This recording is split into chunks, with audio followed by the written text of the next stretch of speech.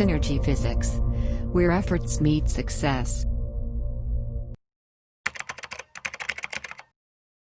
Hello everyone, welcome to lecture 6 on scalars and vectors. अब तक हमने क्या क्या देख लिया? वेक्टर्स की एडिशन, सब्सट्रैक्शन देख ली, ग्राफिकल फॉर्म ने देखी, राइट। प्लस अगर हमें दो वेक्टर दिए हुए हैं, राइट, तो हमने उनका एक फॉर्मूला भी डिराइव किया था जिसको मैंने बोला था कि न्यूमेरिकल मेथड वेक्टर्स के एडिशन के, राइट। फिर लास्ट लेक्चर में हमने क्या देखा? लास्ट लेक्चर में हमने देखा कि कोई अगर वेक्टर हमें दिया हुआ है तो उसके कंपोनेंट्स कैसे लिख सकते हैं। कंपोनेंट्स कैसे? दो परपेंडिकुलर डायरेक्शन दी हुई है, तो मैंने बोला था कि कोई एक ऐसा वेक्टर दिया हुआ है, राइट, कोई एक ऐसा वेक्टर, और इस लाइन के साथ अगर ये थीटा एंगल बना रहा है, राइट, इस लाइन के साथ अगर ये थीटा एंगल बना रहा है तो मैं इस वेक्टर को, राइट, लेट्स से कि ये ए वेक्टर है और ए वेक्टर का अगर मैग्नीट्यूड ए है तो मैं बोलूंगा कि मैं इस डायरेक्शन में एक वेक्टर बनाऊंगा और इस डायरेक्शन में एक वेक्टर बनाऊंगा। कैसे? दो वेक्टर्स कि अगर इन दो वेक्टर्स को मैं ऐड कर दूं तो मुझे ये वाला वेक्टर मिलना चाहिए। और मैंने ये भी बोला था कि ये वाला जो कंपोनेंट आता है वो आता है ए कॉस थीटा, और ये वाला बोला था मैंने ए साइन थीटा। प्लस मैंने एक्स वाई जी के अलॉन्ग यूनिट वेक्टर्स भी बोले थे, राइट। ये मैंने क्या बोला था? एक्स के अलॉन्ग जो यूनिट वेक्टर होता है उसको अपन आई कैप रिप्रेजेंट करते हैं, वाई के along J cap and Z के अलॉन्ग के कैप। तो इस वेक्टर को हम नोटेशन फॉर्म में कैसे लिख सकते थे? जब हमने इसके कंपोनेंट बना दिए थे तो मैंने बोला था ए वेक्टर को मैं दो वेक्टर का एडिशन लिख सकता हूं। कौन सा वेक्टर? एक कि जो एक्स डायरेक्शन मैंने इधर मान लिया था, वाई डायरेक्शन मैंने इधर मान लिया था, और मैंने बोला था कि मैं ए वेक्टर को ए कॉस थीटा आई कैप प्लस ए साइन थीटा जे कैप लिख सकता हूं। इजी है, सही है, ओके। तो चलो एक थोड़ी सी फिजिक्स की सिचुएशन देख लेते हैं, है ना। फाइन, ठीक है। एक वेक्टर के लिए तो हम कर लेंगे, है ना। मुझे बोला गया कि कोई एक ब्लॉक है, एक ब्लॉक है ऐसा जिसका मास m है ना। थोड़ी सी फिजिक्स के साथ वेक्टर्स की फील लेने वाले अपन। और मुझे बोला गया कि एक फोर्स है F1 जिसका मैग्नीट्यूड है 5 न्यूटन, राइट, जो वो लग रहा है 30 डिग्री पे। और दूसरा फोर्स इसी ब्लॉक पे लग रहा है F2, राइट, और मॉड ऑफ F2 हमें दिया हुआ है, कुछ भी ले लो, 10 न्यूटन, है ना। F2, वो F2 लग रहा है 60 डिग्री पे। सिचुएशन समझ में आ रही है? कुछ नहीं, एक ब्लॉक दिया, उस पे एक फोर्स लग रहा है 30 डिग्री एंगल पे F1 जिसका मैग्नीट्यूड 5 न्यूटन दिया है, और दूसरा फोर्स लग रहा है F2 60 डिग्री एंगल पर लग रहा है, उसका मैग्नीट्यूड 10 न्यूटन दिया है। तो हमें पूछा गया कि जो इस ब्लॉक पे, ब्लॉक हॉरिजॉन्टल डायरेक्शन में कितना फोर्स लग रहा है और वर्टिकल डायरेक्शन में कितना फोर्स लग रहा है, वो निकाल के दे दो। और सही है, तो इसको कैसे कैसे कर सकते हैं, एक बार सब तरीके देख ले सकते हैं। अच्छा, अब तक जो नॉलेज हमारे पास है, अब तक जो चीजें हमने सीखी है, उससे हम कैसा कर सकते हैं? मैं क्या बोलूंगा? मैं बोलूंगा मेरा F1 है ऐसा लग रहा है, राइट, मैं F2 है ऐसा लग रहा है, और मुझे इन दोनों के बीच का एंगल पता है 30 डिग्री। तो मैं क्या कर सकता हूं? मैं F1 और F2 का एक रिजल्टेंट निकाल सकता हूं, कुछ ऐसा। ये मेरा F1 और F2 का कुछ रिजल्टेंट है, प्लस मैं ये रिजल्टेंट है, रिजल्टेंट ये F1 के साथ कौन सा अल्फा एंगल बना रहा है वो निकाल सकता हूं, राइट। तो मुझे क्या मिल जाएगा? एक रिजल्टेंट मिल जाएगा ऐसे, राइट। इस ब्लॉक पे मैं बोलूंगा इन दोनों के सम का एक फोर्स लग रहा है ऐसे, रिजल्टेंट, ठीक। और मैं क्या बोलूंगा? मेरा F1 30 डिग्री बना रहा था और ये रिजल्टेंट वेक्टर है F1 के साथ कुछ अल्फा एंगल बना रहा है, तो ये मेरा 30 डिग्री था, तो मैं बोलूंगा मुझे नेट एंगल मिल जाएगा रिजल्टेंट का 30 डिग्री प्लस अल्फा। और फिर मैं दोनों के कंपोनेंट एक्स एक्सिस के और वाई एक्सिस के साथ अलग निकाल सकता हूं, जो कंपोनेंट्स हमने लास्ट लेक्चर में पढ़े थे ना, कैसे निकालते हैं, उसकी हेल्प से। ये एक तरीका हो सकता है। कैसे? इन दोनों का एक रिजल्टेंट निकालो, राइट, रिजल्टेंट का मैग्नीट्यूड आ जाएगा। रिजल्टेंट का डायरेक्शन कैसे निकालेंगे? अल्फा, हमने देखा हुआ है, राइट। अल्फा का फॉर्मूला क्या होता है? बी साइन थीटा अपॉन ए प्लस बी कॉस थीटा। वहां से मैं अल्फा निकालूंगा और मैं बोलूंगा ये मेरा 30 डिग्री प्लस अल्फा मेरा रिजल्टेंट का फोर्स हो जाएगा। फिर इस रिजल्टेंट फोर्स के दो कंपोनेंट इधर ले लो, एक कंपोनेंट इधर ले लो। लेकिन ये काफी लंबा हो रहा है यार। देखो, अल्फा हमेशा कुछ अच्छी वैल्यू देगा ऐसा लगता है क्या? तो अगर अल्फा कुछ ऐसा आ गया, अल्फा आ गया समथिंग tan इनवर्स 4, मान लो यहाँ पे आएगा नहीं आएगा पता नहीं, है ना। अल्फा आ गया tan इनवर्स 4, फिर इन दो एंगल्स को ऐड कैसे करोगे? तो ये बहुत ज्यादा मैथमेटिकल हो रहा है, राइट? प्लस समटाइम्स हमें कुछ कुछ इक्वेशंस ऐसा आ सकते हैं कि जो मैन्युअली सॉल्व करना पॉसिबल भी नहीं होगा, तो ये तो बड़ी दिक्कत वाली बात हो गई। लेकिन अगर दो फोर्सेस दिए हैं तो हमें तो बताना आना चाहिए ना कि इसमें हॉरिजॉन्टल फोर्स कितना लग रहा है और वर्टिकल फोर्स कितना लग रहा है। चलो इसको सॉल्व करने का एक आसान तरीका समझते हैं ना। अभी जो देखा वो था बहुत बहुत डिफिकल्ट वाला तरीका, है ना? अब थोड़ा सा आसान तरीका देखते हैं, अब तक हमने जो सीखा है उसके ऊपर। ओके, मैंने क्या बोला, ठीक है मैं रिजल्टेंट का एंगल नहीं निकाल सकता, लेकिन मुझे इंडिविजुअली वेक्टर पता है। मैं क्या बोलूँगा, इंडिविजुअली वेक्टर पता है मुझे, ये F1 है, इसके साथ 30 डिग्री एंगल बना रहा है, राइट? और ये F2 है, ये इसके साथ 60 डिग्री एंगल बना रहा है, सही है?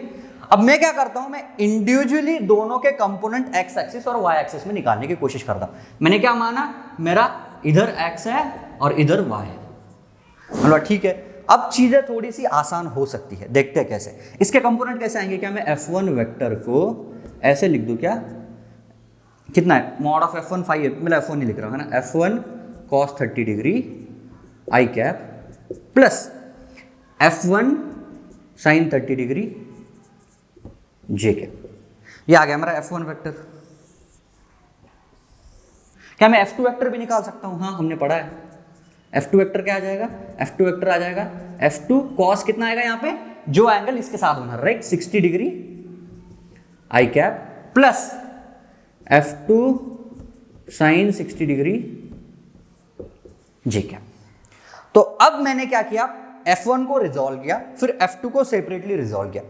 अब मैं क्या बोलूंगा, मुझे पता है कि F1 का कौन सा कंपोनेंट हॉरिजॉन्टल डायरेक्शन में लग रहा है और F2 का कौन सा कंपोनेंट हॉरिजॉन्टल डायरेक्शन में लग रहा है। अगर मैं इन दोनों फोर्सेस को ऐड कर दूं, यहां पे इसको मिटा के कर दूं क्या, अगर मैं इन दोनों फोर्सेस को ऐड कर दूं तो क्या मैं इनके आई कंपोनेंट और जे कंपोनेंट को ऐड कर सकता हूं क्या? इजी है, राइट? अगर दोनों वेक्टर्स, जैसे ये भी एक वेक्टर है ना, राइट, ये वेक्टर कौन से डायरेक्शन में, इस डायरेक्शन में दे रहा है, तो मैं क्या बोला, इस डायरेक्शन में मैंने ये वाला वेक्टर लिया, उसी डायरेक्शन में मैंने ये वाला वेक्टर किया, दोनों वेक्टर सेम डायरेक्शन में है तो सीधा इन दोनों का सम हो जाएगा, इजी। तो मैंने क्या बोला, मेरा जो F1 वेक्टर है और जो F2 वेक्टर है, मैं बस फोर्स के लिए बता रहा हूं, ये चीजें कोई भी वेक्टर्स के लिए की जा सकती है ना। फोर्स से क्या होता है, थोड़ी सी फील आती है, तुम थोड़ा सा विजुअलाइज कर पाते हो, इसलिए मैं फोर्स के लिए बता रहा हूं, लेकिन नहीं तो कोई भी वेक्टर्स के लिए ये चीजें की जा सकती है ना।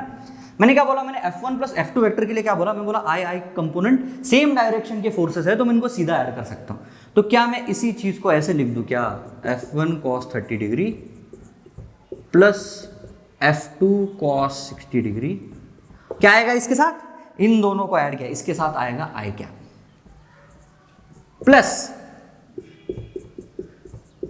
F1 sin 30 degree plus F2 sin 60 degree, इसके साथ क्या आएगा,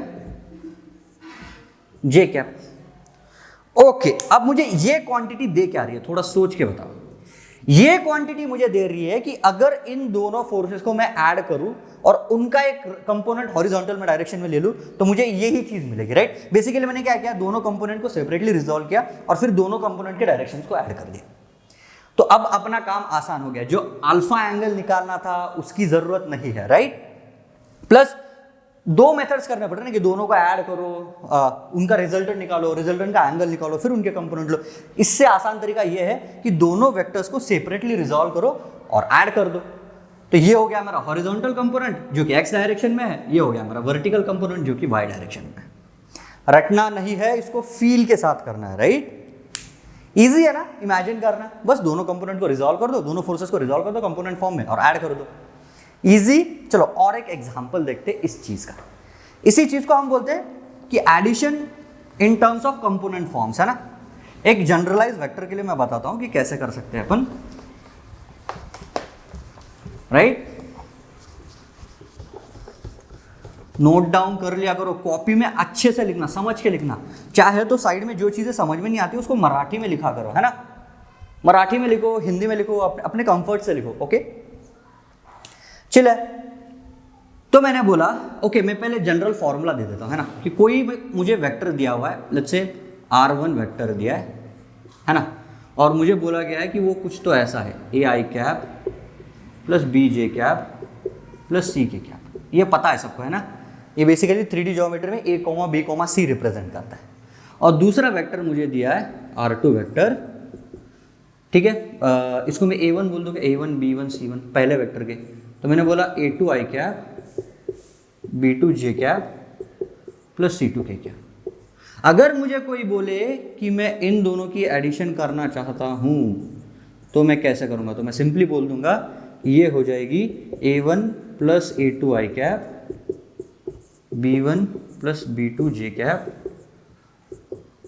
C1 plus C2 K cap. इसको हम क्या क्या हेडिंग डाल सकते हैं, एडिशन इन कंपोनेंट फॉर्म, है ना।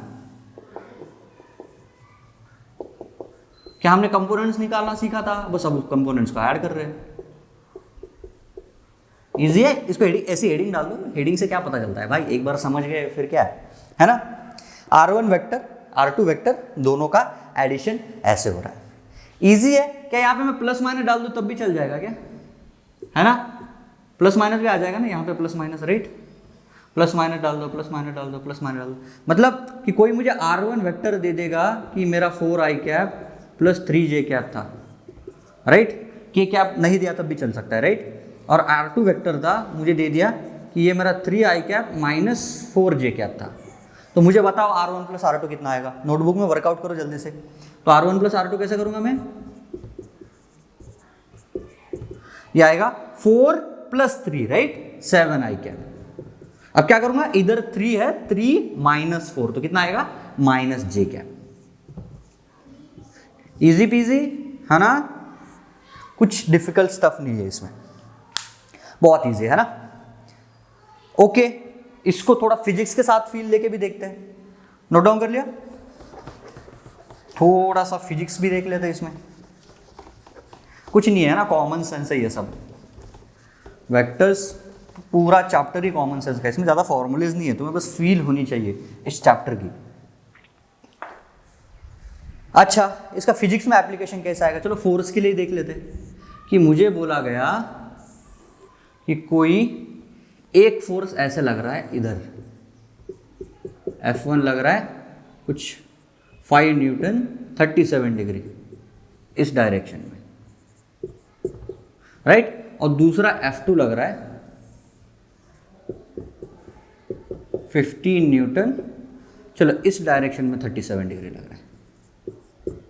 तो मुझे बताओ कि इन दोनों फोर्सेस को अगर मैं ऐड कर दूं तो मुझे नेट हॉरिजॉन्टल फोर्स कितना मिलेगा, नेट वर्टिकल फोर्स कितना मिलेगा। उन्होंने बोला सही है, निकाल सकते हैं। हम क्या करेंगे, दोनों के कंपोनेंट्स को इंडिविजुअली लिखेंगे। तो मैं F1 वेक्टर को कैसे लिख सकता हूं, मैं F1 वेक्टर को लिख सकता हूं, देखो मैं अगर इस डायरेक्शन को x बोल रहा हूं, इस डायरेक्शन को y बोल रहा हूं, राइट, तो इस डायरेक्शन में वेक्टर कौन सा आएगा, मेरा I कैप आएगा। अच्छा, इस डायरेक्शन में कौन सा वेक्टर आएगा, क्या मैं कह सकता हूं इस डायरेक्शन में मेरा माइनस I कैप आएगा। जस्ट डायरेक्शन ही तो रिवर्स हुआ है, राइट, जब भी डायरेक्शन रिवर्स होता है तो मैं बोलूंगा इस डायरेक्शन में जो भी वेक्टर पॉइंट आउट कर रहा है मैं उसको माइनस I कैप से मल्टीप्लाई करूंगा, इस डायरेक्शन में जो भी वेक्टर पॉइंट आउट कर रहा है मैं उसको I कैप से मल्टीप्लाई करूंगा। Easy, nothing difficult to visualise, है ना। तो F1 वेक्टर को कैसे लिख सकता हूं, एक मेरा पॉजिटिव एक्स में जा रहा है तो मैं उसको ऐसा लिखूं क्या कि F1 cos 37 डिग्री, ये क्या लिखूंगा मैं, I कैप लिखूंगा, राइट, प्लस क्या ये पॉजिटिव y डायरेक्शन में आ रहा है क्या, इसका कंपोनेंट देखो, इसका कंपोनेंट पॉजिटिव y डायरेक्शन में आ रहा है तो मैं किसको लिखूंगा, F1 sin 30 degree J cap. Easy है। अच्छा चलो F2 को निकाल के देखते हैं। F2 में थोड़ी सी एक इंटरेस्टिंग चीज ये है कि ये वाला जो कंपोनेंट आ रहा था अपना इसके अलॉन्ग, राइट, तो ये किस डायरेक्शन में जा रहा था, प्लस I कैप के डायरेक्शन में जा रहा था। ये वाला कंपोनेंट कैसे आ रहा है, देखो ये अपोजिट आ रहा है ना, तो इसका जो मैग्नीट्यूड होगा, मैग्नीट्यूड तो उतना ही रहेगा F2 cos 37 डिग्री, बस इसके साथ जो डायरेक्शन में जाएगा वो जाएगा माइनस I कैप। विजुअलाइज करो क्या आएगा, देखो F2 cos 37 डिग्री, इसके साथ कौन सा वेक्टर जा रहा है, माइनस I कैप। इसके साथ कौन सा जाएगा, जो हॉरिजॉन्टल जो वर्टिकल कंपोनेंट लूंगा ये वाला, इसको ऐसे भी रिजॉल्व कर सकता हूँ ना मैं, तो वो कौन सा आएगा मेरा F2 sin 37 प्लस की माइनस सोचो जरा प्लस, राइट, क्योंकि मैंने ऊपर वाले डायरेक्शन को पॉजिटिव माना हुआ है। सही है, बस अब मुझे F1 और F2 को ऐड करना है, तो मैं कैसे कर सकता हूँ, F1 प्लस F2 करो, F1 प्लस F2 वेक्टर्स अगर मैं करूँ तो मुझे क्या मिल रहा है, देखो F1 cos 37 की वैल्यू पता है ना मैंने क्या बोला था, tan 37 डिग्री होता है, वो होता है 3/4, तो sin 37 हो जाएगा 3/5 और cos 37 डिग्री हो जाएगा, याद रखना ना, इसके आगे मैं डायरेक्ट यूज करूंगा, इसके आगे बताऊंगा नहीं कि ये सब होता है ना। तो ये कितना होगा, देखो F1 कितना है 5 इंटू cos 37 5 कैंसिल हो गया, तो ये मेरा 4 i कैप आ गया। यहाँ पे माइनस है, राइट, आई कैप और आई कैप वाले टर्म्स को ऐड करूंगा, जे कैप और जे कैप वाले टर्म्स को ऐड करूंगा। F2 cos 37 माइनस, तो मैं यहाँ पे माइनस लिख दूं क्या, F2 का मैग्नीट्यूड कितना है, F2 is 15, cos 37 is 3/5, 15/5 is 3 3 are 9, तो मैं इसको लिखूंगा 9 i कैप, राइट, प्लस यहाँ पे क्या आएगा मेरा F1 sin 30 degree, F1 sin 30 कितना आएगा 5 5 4, राइट 3, तो ये आएगा 3 j cap plus F2 sin 37 degree, F2 sin 37 कितना है, F2 इज 15/5 इज 3 3 are 9, सही है क्या, okay cool, this is 9 j cap. Calculation देख लो एक बार फिर से, F1 cos 37, F1 था 5 इंटू 3/5, तो नहीं 4/5, राइट, 4 आया, यहाँ पे cos 37 डिग्री 15 के साथ जा रहा है, राइट, दिस इज 15 इंटू 4/5, तो 5 3 दिस शुड बी 12 ना, दिस शुड बी 12, ये 9 सही है, ओके। तो बस अब इसको सिंप्लीफाई कर दो, इसको सिंप्लीफाई करेंगे तो कैसा आएगा, यहाँ पे लिख दूँ क्या, नहीं यहीं पे लिख देता हूँ, चलो मेरा F1 प्लस F2 वेक्टर बन रहा है, ये बन रहा है कितना -8i cap plus 12j cap, तो इसका हॉरिजॉन्टल कंपोनेंट कितना आया -8, -8 को विजुअलाइज करो, -8 मतलब देखो इन दोनों फोर्सेस से जो मिलके फोर्स लग रहा है उसको मैं रिजॉल्व करूंगा, तो ये लगेगा 8 न्यूटन इस डायरेक्शन में, राइट, और y कंपोनेंट कितना है 12 न्यूटन इस डायरेक्शन में। देखो सोचा जा सकता है ये वाला फोर्स बड़ा है ना 15, ये छोटा है, मतलब ये इधर कोई खींच रहा है 15 से और ये 5 से खींच रहा है, मतलब इधर वाला कंपोनेंट ज्यादा डोमिनेटिंग होगा, क्यों, दोनों तो सेम एंगल बना रहे, राइट, तो ये वाला कंपोनेंट थोड़ा सा डोमिनेटिंग होने वाला, मतलब देखो 8 न्यूटन नेट इधर वाले डायरेक्शन में आना चाहिए था, और अल्टीमेटली दोनों के ये वाले कंपोनेंट वर्टिकल आ रहे हैं, तो क्या मैं बोल सकता हूँ वर्टिकल एक फोर्स आने वाला था, तो हॉरिजॉन्टली आया 8 न्यूटन, वर्टिकली आया 12 न्यूटन। इजी है, फिजिक्स में बहुत यूज करेंगे हम इन सब चीजों का, तो अभी मैं इसलिए फिजिक्स के पॉइंट ऑफ व्यू से ये बना रहा हूँ, क्वेश्चंस बना रहा हूँ, एग्जैक्ट मैथ नहीं बता रहा हूँ, है ना, ओके सही है। चलो और एक क्वेश्चन देखना है क्या, और एक क्वेश्चन देख लेते हैं। क्वेश्चन को अच्छे से लिखना है ना, वीडियो को पॉज करना है, अच्छे से नोट्स बनाना है, यही नोट्स है वो बाद में काम आएंगे, ठीक। चलो अब क्या करते हैं, थोड़ा सा एक और डिफरेंट केस देता हूँ, ब्लॉक का ही दूंगा। ब्लॉक के एग्जांपल्स क्यों करा रहा हूँ, क्यों, ब्लॉक में दिखाई देता है ना, विजुअलाइज करना इजी होता है। मैं थोड़ा सा इधर बनाता हूँ यार, वेट, अब कैलकुलेशन के लिए जगह मिल जाती है मुझे। कैसे, एक ब्लॉक है ऐसे, राइट, m मास का, मैंने बोला मैंने इस पे एक फोर्स लगाया 2 न्यूटन, इसके साथ बना रहा है 60 डिग्री, ठीक। अब मैंने दूसरा फोर्स लगाया ऐसे, ठीक, ऐसे, ये कितना एंगल बना रहा है, ये वाला एंगल बना रहा है 30 डिग्री, और इस फोर्स को मान लो तुम 5 न्यूटन, ओके। सिचुएशन समझ में आ रही है, एक फोर्स में ऐसे लगा रहा हूँ 60 डिग्री एंगल पे, एक फोर्स में ऐसे लगा रहा हूँ 30 डिग्री एंगल पे। मुझे पूछा गया कि इसका हॉरिजॉन्टल कंपोनेंट कितना, वर्टिकल कंपोनेंट कितना होगा बताओ। मैंने बोला सही है, चलो ट्राई करते हैं, पहले इसको रिजॉल्व कर लेते हैं, है ना। इसको मैं F1 बोल दूँ क्या, तो मेरा F1 वेक्टर क्या होगा, मैं फटाक से कर रहा हूँ, देखो 2 cos 60 आई कैप प्लस 2 sin 60 डिग्री जे कैप। इसको सिंप्लीफाई करूंगा तो cos 60 होता है मेरा half, this is I cap plus 2√3, right, this is √3 J cap. Easy. Okay, अब इस फोर्स को मैं कैसे करूंगा, यहां पे देखना, एरो को देखना है ना, एरो को, ये एरो ऐसे पॉइंट कर रहा है। ओके, तो अगर इस फोर्स को मैं इस लाइन के साथ बनाऊंगा तो यहां पे बना दूं, अगर इस फोर्स को, जो दूसरा वाला फोर्स है, उसको मैं यहां पे बनाऊंगा, राइट, ये एंगल हमें दिया हुआ है 30 डिग्री, तो अल्टीमेटली ये एंगल हो जाएगा 30 डिग्री। एरो पे ध्यान देना है ना, 5 न्यूटन में ऐसे लगा रहा हूं, ये मेरा 30 डिग्री, तो इसके कंपोनेंट्स कैसे बनाऊंगा, क्या लगता है, इसका x कंपोनेंट निगेटिव आएगा या y कंपोनेंट निगेटिव आएगा, y कंपोनेंट निगेटिव आएगा, राइट, क्यों, तो हम इसको प्लस x बोलते हैं, इसको प्लस y बोलते हैं, तो ये माइनस y हो जाएगा और ये माइनस x हो जाएगा। सही है, इजी है, अरे यार 9th स्टैंडर्ड का मैथ्स यार, है ना। ओके, तो इसके कंपोनेंट निकाल दे, तो F2 फोर्स को कैसे लिख सकता हूं मैं, F2 फोर्स को देखो थोड़ा सा, x डायरेक्शन में कितना आएगा, 30 डिग्री कंपोनेंट आएगा, इसका मैग्नीट्यूड कितना है, 5 दिया हुआ है ना, तो क्या मैं इसको 5 cos 30 डिग्री लिख दूं क्या, आई कैप।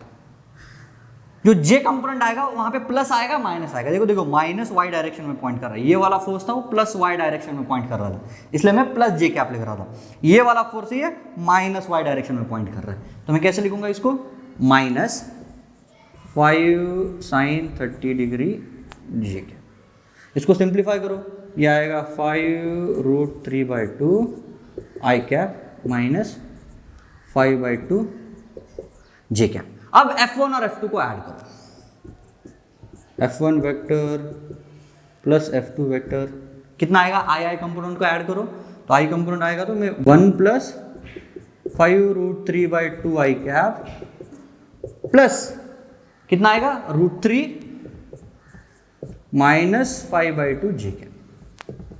एक बार खुद से सोचो, देखो सही आ रहा है क्या, है ना। मैं जब भी कोई एग्जाम्पल दे दूँ ना, तो मैं सॉल्व करूँ उससे पहले तुम एक बार ट्राई कर लिया करो, है ना। जब अपन क्लासरूम में पढ़ेंगे तब मैं तुम्हें टाइम दे दिया करूँगा वहाँ पे, है ना, कि मैं बोलूँगा मैं 2 मिनट देता हूँ, तुम ट्राई कर लो, अगर नहीं बनता है तो मैं तो सॉल्व करके दे ही रहा हूँ, है ना। उतार लो जल्दी से, फटाक से, ईजी है ना, ऐसा कुछ डिफिकल्ट कुछ नहीं है इसमें। हम फिजिक्स में बहुत यूज करेंगे, बहुत ज़्यादा यूज करेंगे, है ना, तो अच्छे से समझ के लेना है इन सब चीज़ों। बस देखो कैसे करो, फील के साथ हो रहा है ना, ऐसा कुछ रटने की ज़रूरत नहीं है इसमें, बस y एक्सिस के अलॉन्ग है तो j cap, positive x axis के अलॉन्ग है तो प्लस आई कैप, निगेटिव एक्सिस के अलॉन्ग है तो माइनस आई कैप। बहुत ईजी है ना, बहुत ही ज़्यादा ईजी। और एग्जाम्पल कराना इस पे, नहीं बस हो गया ना। ओके चलो, मैंने अगर बोला कि इस ब्लॉक पे मैं फोर्स लगा रहा हूं थीटा एंगल पे, ठीक है, मैंने इसको प्लस z बोल दिया और इसको प्लस y बोल दिया, ऐसे भी तो काम चल सकता है मेरा। तो मेरे कंपोनेंट्स क्या आ जाएंगे, मैं इसी फोर्स को कैसे लिख सकता हूं, मैं इस फोर्स को लिख सकता हूं, देखो कन्वेंशन कैसे लिया, मैंने बोला मैंने इसको z बोल रहा हूं और इसको y बोल रहा हूं, तो मेरा कन्वेंशन क्या आएगा, ये आएगा मेरा f cos थीटा, इस डायरेक्शन में cos थीटा आ रहा है, राइट, ये cos थीटा होता है हमारा, ये कितना आएगा k cap plus f sin theta y cap, तो sorry this is j cap ना, j कैप। सही है, तो हम कन्वेंशन ले सकते हैं कैसा ही, मतलब कोई ऐसा दे देगा और हमें बोलेगा ये थीटा है, तो तुम इसको x एक्सिस बोल सकते हो, इस डायरेक्शन को y एक्सिस, बस परपेंडिकुलर होने चाहिए, इतना याद रखना है ना। जिनको भी x y z मान रहे हो वो एक दूसरे से परपेंडिकुलर होने चाहिए। इजी है, कुछ ज़्यादा लोड लेने वाली बात नहीं है ना। ओके, और एक चीज़ मैं कवर करना चाहता हूँ आज, तो एडिशन सब्सट्रैक्शन क्या होता है, बस माइनस आई कैप माइनस जे कैप आ जाएगा, ठीक है, माइनस के कैप आ जाएगा, सही है ना, इजी है, बहुत इजी। ओके, मैं एक और चीज़ पढ़ाना चाहता हूँ, फिजिक्स में इतना यूज नहीं आएगा जो अभी पढ़ाने वाला हूँ, बट स्टिल वेक्टर्स के चैप्टर में दिया हुआ है तो मैं पढ़ाना चाहता हूँ। इसको हम बोलेंगे डायरेक्शन कोसाइंस।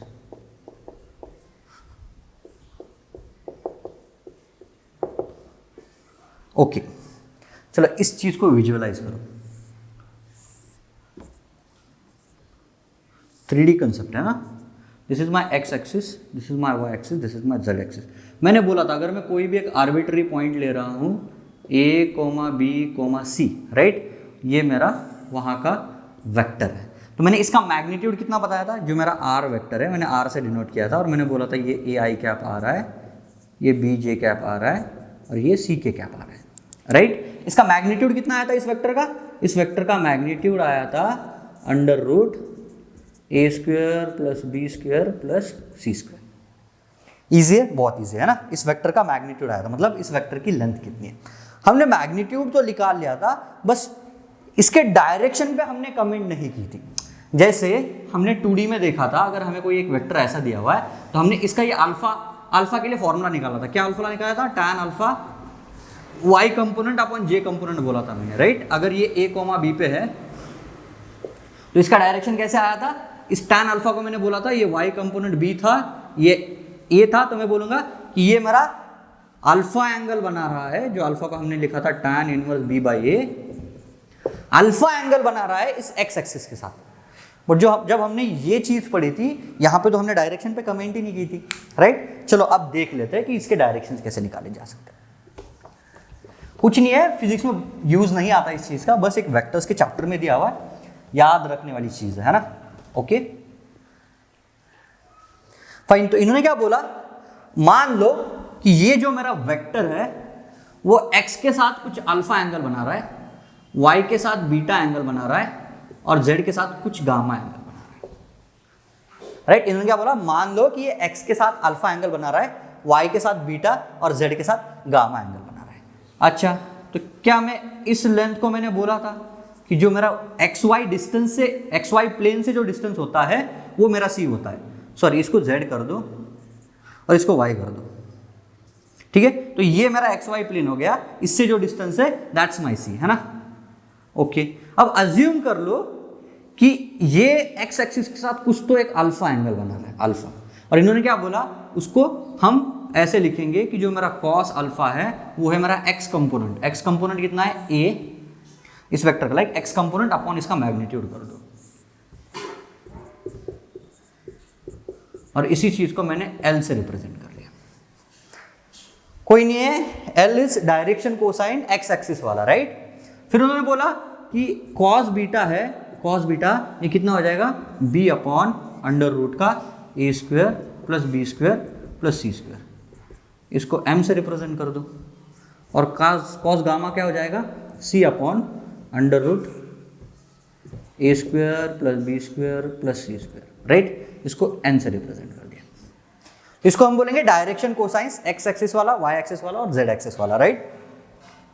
कुछ नहीं है, इन्होंने क्या मानना कि x के साथ अल्फा एंगल बना रहा है, y के साथ कुछ ऐसा बीटा एंगल बना रहा है, और z एक्सिस के साथ कुछ गामा एंगल बना रहा है। तो उन्होंने बोला कि जो मेरा कॉस अल्फा है वो हो जाएगा a upon under root a square plus b square, cos beta हो जाएगा b upon under root a square plus b square plus c square, cos gamma हो जाएगा c अपॉन अंडर रूट वाला term, right. और इन्होंने इसको नाम भी दे दिए, जो कॉस अल्फा है उसको बोल दिया L, जो कॉस बीटा है उसको बोल दिया M, और जो कॉस गामा है उसको बोल दिया N।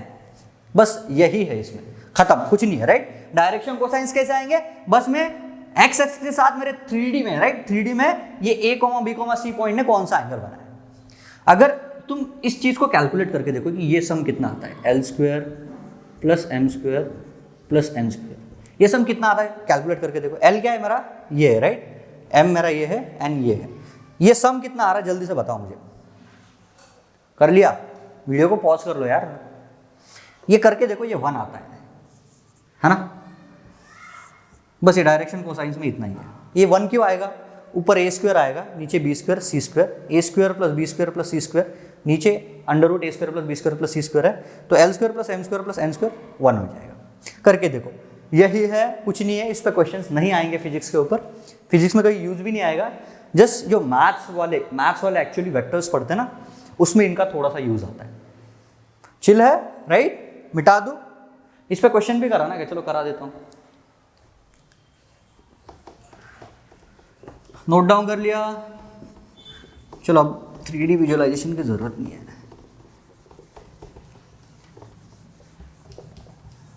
इसको बोलते हैं हम direction cosines, right. X axis और वाई एक्सिस और जेड एक्सिस का कौन से एंगल बना रहा है। ओके चलो एक एग्जांपल देखते हैं ना। हमें एक आर वेक्टर दिया है,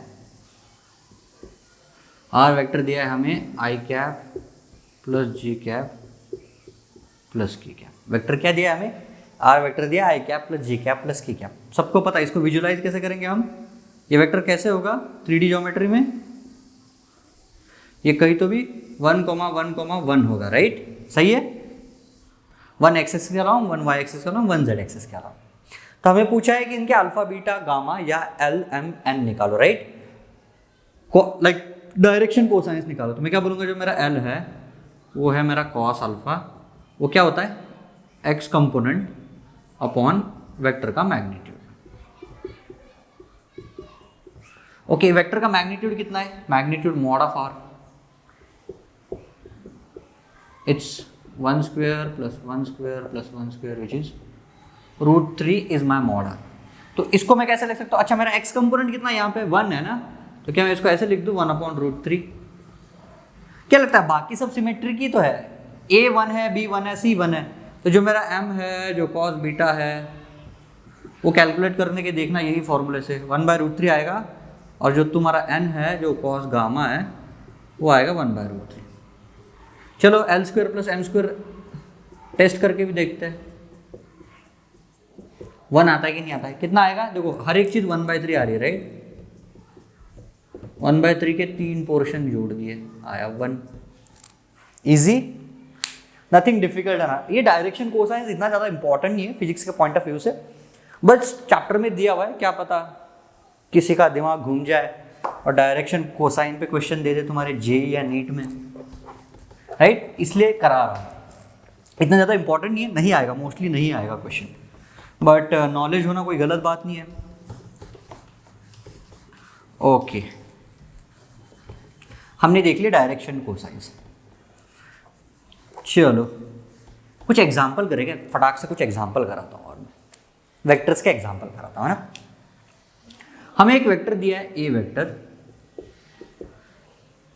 ए वेक्टर दिया है 4i + 3j, राइट, और कोई बी वेक्टर दिया है हमें समथिंग, कुछ भी ले लो, कितना 7i + 24j, ऐसा वेक्टर दिया है ना। हमें क्या बोला, हमें बोला कि हमें एक ऐसा वेक्टर दो, एक ऐसा वेक्टर मुझे लाके दो जो कि b के मैग्नीट्यूड के जितना मैग्नीट्यूड होना चाहिए। मतलब लेट्स से कि कोई मेरा r वेक्टर है, r वेक्टर कैसा चाहिए मुझे, जिसका मैग्नीट्यूड कितना होना चाहिए, मैग्नीट्यूड होना चाहिए मेरा मॉड b के बराबर, और मेरा डायरेक्शन कैसा होना चाहिए, डायरेक्शन वो a वेक्टर के बराबर। मतलब मुझे एक ऐसा वेक्टर लाके दे दो जिसका डायरेक्शन ए वेक्टर के डायरेक्शन के साथ मैच करता है, मतलब basically parallel vector to the A vector, और जिसका मैग्नीट्यूड होना चाहिए बी वेक्टर के बराबर का मैग्नीट्यूड। सही है, तो कैसे, सबसे पहले बी का मैग्नीट्यूड निकाल लेंगे। चलो पहले बी का मैग्नीट्यूड निकालते हैं, फिर डायरेक्शन की बात देख लेते हैं। बी का मैग्नीट्यूड कितना आएगा, सबको पता है ना, √7² + 24² करके देखो 25 आता है। तो मेरे बी का मैग्नीट्यूड आया 25। अब मुझे क्या करना है, डायरेक्शन ऑफ ए निकालना है। कैसे करेंगे बताओ, थोड़ा सा सोचो, तुम खुद से सोचो, है ना, कि मुझे मैग्नीट्यूड तो मिल गया, अब मुझे क्या करना है, एक 25 मैग्नीट्यूड का, राइट, 25 मैग्नीट्यूड का एक वेक्टर बनाना है जो कि ए के पैरेलल होना चाहिए। मैं कैसे कर सकता हूं, unit vector, right, last lecture में हमने देखा था ना, यूनिट वेक्टर का कंसेप्ट हमें काम आ सकता है। लेट्स से कि अगर मैं कोई ए कैप है, ए कैप, उसको मैं 25 से मल्टीप्लाई कर दूं, 25 ए कैप ले लो, तो मुझे क्या मिलेगा, ए कैप कौन से डायरेक्शन में पॉइंट करता है, ए के डायरेक्शन में पॉइंट करता है। ए कैप का मैग्नीट्यूड कितना होता है 1, तो ये 25 × 1 आ जाएगा 25। मतलब इस ए कैप वेक्टर × 25 मुझे कौन सा वेक्टर देगा, एक 25 मैग्नीट्यूड का वेक्टर देगा जिसका कि डायरेक्शन ए कैप है, और ए कैप और ए का डायरेक्शन सेम होता है। सही है, तो यूनिट वेक्टर का अपन कंसेप्ट यूज कर सकते हैं। चलो करते, यूनिट वेक्टर निकालते। यूनिट वेक्टर कैसे आएगा, यूनिट वेक्टर होता है मेरा ए कैप, उसका डेफिनेशन हमने क्या पढ़ा था, ए वेक्टर अपॉन मॉड ए। ए वेक्टर पता है हमको, ए वेक्टर कितना दिया हुआ है हमें, 4i + 3j, राइट, मॉड ए कितना दिया है, मॉड ए निकाल के देखो, मॉड ए वो आएगा √3² + 4² विच इज इक्वल टू 5। तो मैं इसको 5 से डिवाइड कर दूँ क्या, 5, ये आया मेरा ए कैप।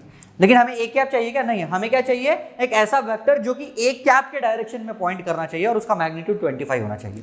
तो 25 से अगर मैं मल्टीप्लाई कर दूँ ए कैप तो मेरा काम बन जाएगा, राइट। तो मेरा जो आर वेक्टर है वो हो जाएगा 25 A cap which is equal to 25 into, इसको मल्टीप्लाई कर दो बस, 4i + 3j डिवाइडेड बाय 5, कितना आएगा, 5 5 25, 5 into 4 20, 30 15, right, 20i cap + 15j cap.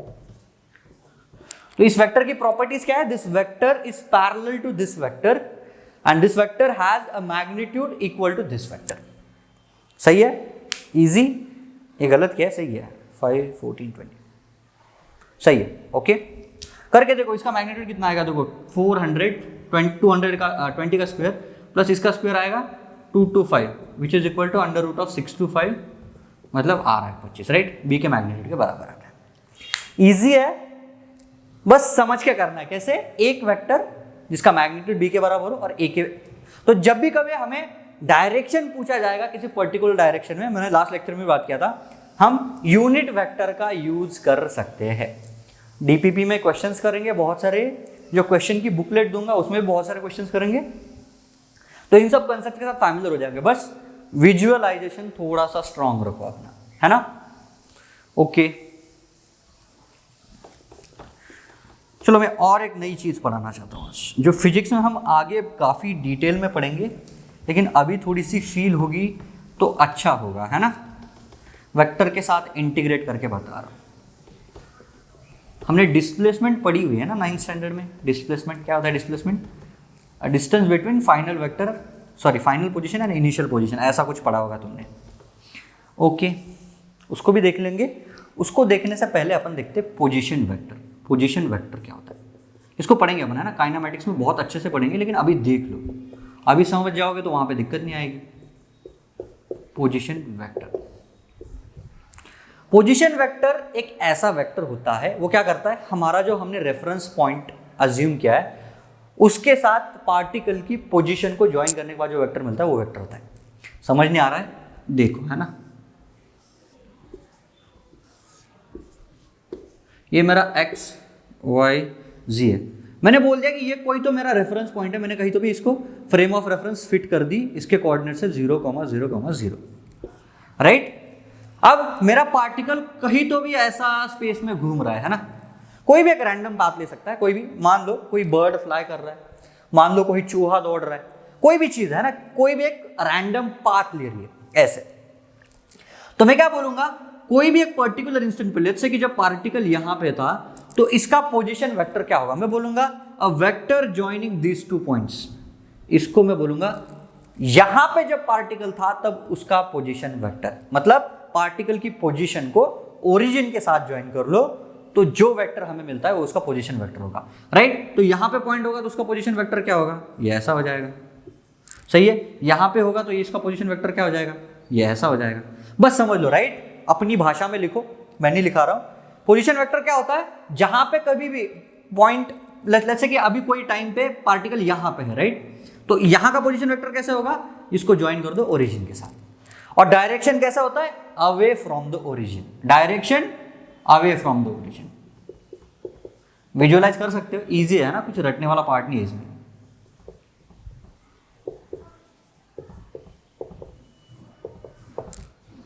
सही है, चलो मैं इसको अच्छे से बताऊं। क्या है, कोई भी एक रैंडम पाथ ले रहा है कोई भी चीज, तो उसकी पोजीशन को अगर मैं ओरिजिन के साथ ज्वाइन कर दूं उसको मैं बोलूंगा पोजीशन वेक्टर। ये हो गया 3 डायमेंशन में। तो सेम चीज हम 2 डायमेंशन में भी एक्सप्लोर कर सकते हैं क्या, चलो इसको रहने दो। मैं बोल रहा हूं कि 2 डायमेंशन में भी सेम चीज मैं कंसेप्ट अप्लाई कर सकता हूं कि अगर एक चीज है वो बस 2 डायमेंशन में मूव कर रही है, मतलब तुम्हारी फ्लोर पे मूव कर रही है, या जो अपना कैरम बोर्ड होता है ना, कैरम बोर्ड, उसमें तुमने यहाँ पे कहीं तो भी तुम्हारा टाइगर रखा और यहाँ पे क्वीन थी, उसको हिट किया, राइट। तो मैं बोल रहा हूँ कि क्वीन का पोजीशन वेक्टर निकालो।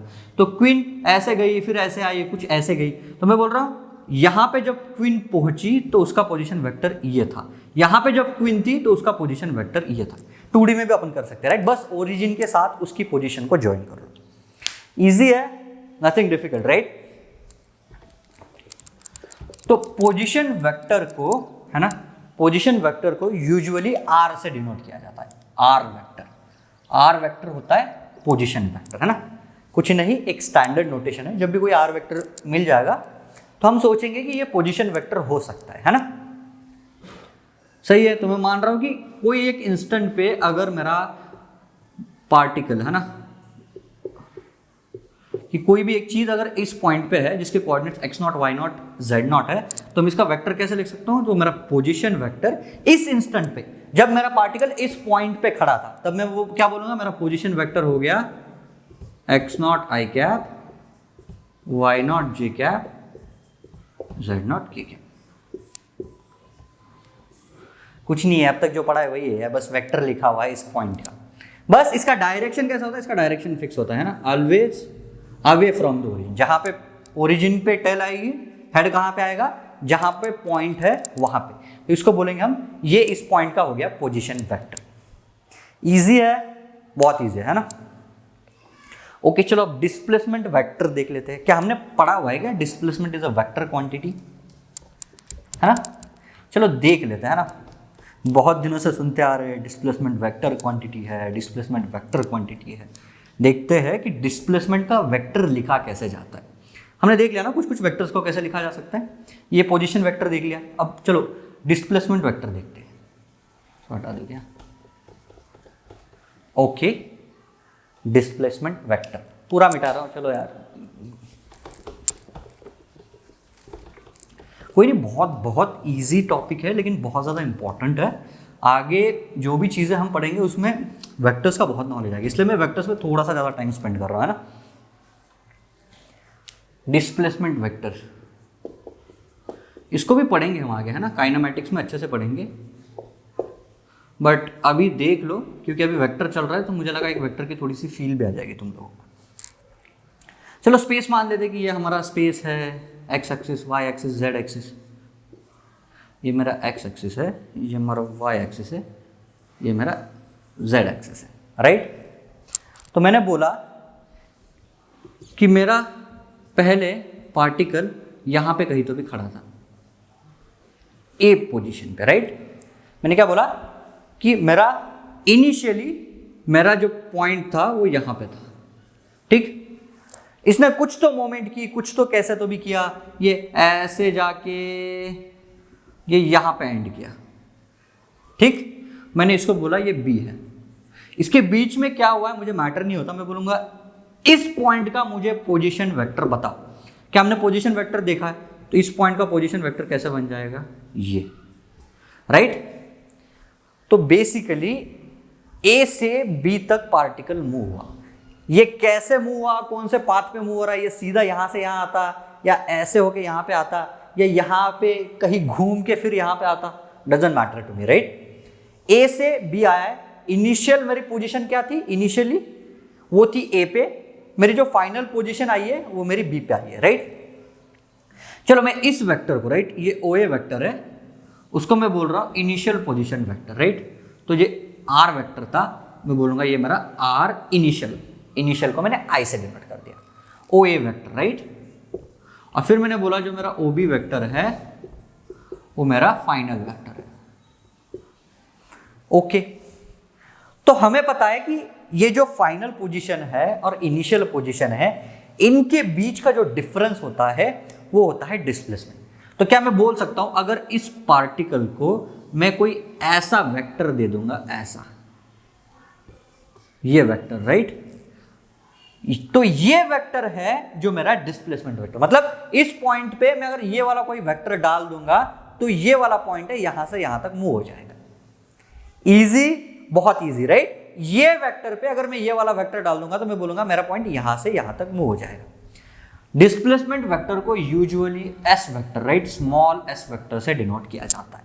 तो ये था मेरा आर आई वेक्टर, ये है मेरा एस वेक्टर, ये है मेरा आर एफ वेक्टर, ठीक है? तो इनके कुछ मैं पॉइंट्स भी अज्यूम कर लूं क्या? X I, Y I, Z I. X I, Y I, Z I क्या है? जब इनिशियली यहां पे था राइट, इनिशियली यहाँ पे था, तब इसके कोऑर्डिनेट्स, ओके बी के कोऑर्डिनेट्स मैं मान लेता हूँ X F Y F Z F. जब फाइनली बी पोजीशन पे मेरा वेक्टर आया तो उसके कोऑर्डिनेट्स बन गए ये वाले, ठीक है। तो मेरा वेक्टर, अब मेरा ऑब्जेक्टिव क्या है, मुझे डिस्प्लेसमेंट वेक्टर निकालना है। क्या मैं ट्रायंगल ऑफ वेक्टर एडिशन निकालूं क्या? देखो इसमें ये vector, right, triangle of vector addition से तुम देख सकते हो कि O A vector plus A B vector equals तुम्हारा आ रहा है ओ बी वेक्टर, राइट। देखो देखो क्या देख पा रहे हो क्या, O A vector plus A B vector आ रहा है मेरा ओ बी वेक्टर, ठीक है। ओ ए वेक्टर क्या है अपना, वो तो इनिशियल पोजीशन वेक्टर है हमारा, प्लस ए बी वेक्टर क्या है, ये मेरा डिस्प्लेसमेंट वेक्टर है, और ओ बी वेक्टर क्या है, O B vector that's R F, that is final position vector. तो एस वेक्टर को मैं ऐसे लिख सकता हूं क्या, ऐसे final position vector minus initial position vector, ये आ गया तुम्हारा डिस्प्लेसमेंट वेक्टर। इसको याद रखना है ना, डिस्प्लेसमेंट वेक्टर कैसे होता है, final position vector minus initial position vector. क्या इसको हम कंपोनेंट फॉर्म में भी लिख सकते हैं क्या, राइट। हमें पता है अपना जो आर आई वो कैसे आएगा, आर आई आएगा X I I cap Y I J cap Z I K cap, और जो आर एफ है वो कैसे आएगा X F I cap Y F J cap Z F K cap. तो अगर मैं डिस्प्लेसमेंट वेक्टर निकालता हूं तो मेरा कंपोनेंट फॉर्म में क्या आएगा बताओ, क्या यहां पे लिख देता हूं मैंने, है ना, इजी है, right, R F vector minus are I vector. तो क्या मैं इसको ऐसा लिखना चालू कर दूं क्या, X F minus X I I cap plus Y F minus Y I J cap plus Z F minus Z I K cap. ये आ गया मेरा डिस्प्लेसमेंट वेक्टर कंपोनेंट फॉर्म में। ये याद नहीं रखोगे तब भी चलेगा, ये आता है हमें, राइट। बस इस चीज को याद रख लो, जो मेरा डिस्प्लेसमेंट वेक्टर कैसे होता है, राइट, कि फाइनल पोजीशन और इनिशियल पोजीशन इन दोनों को ज्वाइन करता है। उसका डायरेक्शन क्या होता है, इनिशियल टू फाइनल, राइट। इसको ऐसे याद रख लिया करो कि यहाँ पे अगर मैं ये वाला वेक्टर रख दूं तो ये वाला पॉइंट यहाँ पे शिफ्ट हो जाएगा, मैं तो ऐसे याद रखता हूँ। बट ये फाइनल माइनस इनिशियल तुमने बहुत बार पढ़ा हुआ है कि final distance minus like final position minus initial position, तो बस हम क्या कर रहे हैं, final position vector minus initial position vector कर रहे हैं। इजी, काइनेमैटिक्स में फिर से देखेंगे, बट अभी एक बार देख लो, नोट डाउन कर लो। ये वाला फॉर्मूला, ये फॉर्मूला नहीं है यार, बस यही तो, इसको मॉडिफिकेशन मैंने कंपोनेंट फॉर्म में किया हुआ है। इसको अच्छे से लिखा के देने की जरूरत है क्या, नहीं है ना। नोट डाउन कर लो, अज्यूम कर रहा हूं मैंने कि नोट डाउन कर लिया। ओके, तो हमने देख लिया डिस्प्लेसमेंट वेक्टर। तो इस पे करते हैं चलो कोई एग्जाम्पल।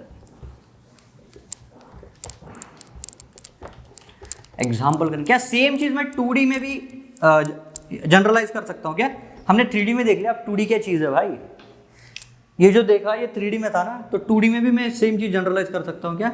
अगर मेरा A से B पॉइंट पे जा रहा है, राइट, ये मेरा डिस्प्लेसमेंट वेक्टर हो जाएगा S। तो मैं क्या बोलूंगा, जो S वेक्टर है वो आ जाएगा बस दो कंपोनेंट आएंगे ना इसके, x1 y1 बोल दूं, x2 y2 बोल दूं, तो डिस्प्लेसमेंट वेक्टर क्या बन जाएगा मेरा, x2 minus x1 I cap y2 minus y1 j cap. ये हो जाएगा हमारा 2D में। हमारे यूज में 2D में ज़्यादा आएगा, बट 3D में कर लिया तो 2D क्या चीज़ है हमारे लिए, राइट। चलो एक एग्जाम्पल करते हैं इसके लिए। एग्जाम्पल करेंगे, डिस्प्लेसमेंट वेक्टर फाइंड करेंगे, बहुत ईजी है ना, बस addition and subtraction of vectors है कंपोनेंट फॉर्म में, है ना, इजी। चलो, मुझे बोला गया कि मेरा ए पॉइंट था जिसके कोऑर्डिनेट्स थे 2 3 5, है ना। इनिशियली मेरा जो कोई भी पार्टिकल था वो ए पोजीशन पे था, फिर वो मूव हो गया बी पोजीशन पे गया 4 5 6। मुझे बोला गया कि ए बी वेक्टर निकालो, ए बी वेक्टर सही है। A B vector is nothing but a displacement vector from A to B. तो हम कैसे निकालेंगे, अगर हमें कोई ऐसे 3D में वेक्टर देता है, ये ए था ये बी था, right, this is my A vector, this is my B vector, मुझे ये ए बी वेक्टर निकालना है। तो बोलूँगा A vector B vector triangle of vector addition. क्या मैं सीधा डिस्प्लेसमेंट का वाला यूज कर लूँ क्या, तो मेरा एस वेक्टर कितना आ जाएगा, एस वेक्टर आ जाएगा देखो 4 - 2 आई कैप प्लस, अच्छा अगर यहीं पे माइनस होता चलो माइनस डाल देते एक बार, है ना, देख लेते क्या होगा। 4 - 2 आई कैप, ये कितना आएगा 5 - 3 जे कैप, यहाँ पे क्या आएगा देखो 6 था -5 राइट, ठीक है। क्या इस चीज़ को मैं +5 लिख सकता हूँ क्या, हाँ +5, ठीक है। सिंप्लीफाई करो तुम्हारा डिस्प्लेसमेंट वेक्टर आ जाएगा, नथिंग चैलेंजिंग, ठीक है। डिस्प्लेसमेंट वेक्टर क्या होता है, final vector, final position vector minus initial position vector. I think that's it for today's lecture. DPP upload कर रहा हूँ आज, और आज ही 7:30 से हम एक लाइव सेशन लेंगे जिसमें तुम्हें थोड़ा सा 3D विजुअलाइजेशन करने के लिए एक प्रेजेंटेशन बनाया मैंने, है ना। अपने ऐप में जो लाइव क्लास होती है वहाँ पे जाओ, तो वो प्रेजेंटेशन में दिखाना चाहता हूँ। हार्डली 4-5 स्लाइड्स का है, बट थोड़ा सा इंपॉर्टेंट है, वो तुम्हें हेल्प करेगा 3D में विजुअलाइज करने के लिए। ओके, चलो ऑल द बेस्ट।